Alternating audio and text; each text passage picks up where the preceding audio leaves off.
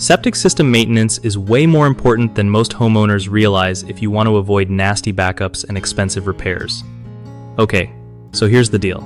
First off, get your septic tank pumped every 3 to 5 years.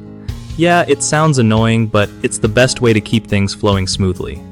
Try to cut back on water use whenever you can because flooding your system with too much water can mess it up big time. Avoid flushing anything besides toilet paper and human waste. No wipes, no grease, no chemicals, seriously. Keep heavy stuff like cars and trucks off the drain field and septic tank area. Crushing that ground can cause some serious damage. Don't plant trees or shrubs near your drain field either, since roots love to invade and clog things up. Use water-efficient appliances and fix leaks fast to reduce strain on your septic system. Regularly check for slow drains or gurgling sounds in your plumbing. Those are red flags your septic might need attention.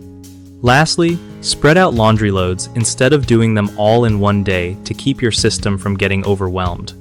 One of the biggest mistakes people make with septic system maintenance is skipping regular pumping, which leads to sludge buildup and clogs. Getting that pump out on schedule fixes that. Another common issue is overloading the system with water by ignoring leaks or doing too many chores at once.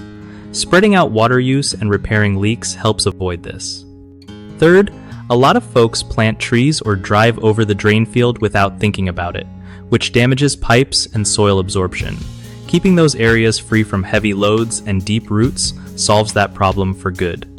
BigHomeProjects.com is awesome for homeowners who want to find trusted local contractors for their septic system needs without the hassle.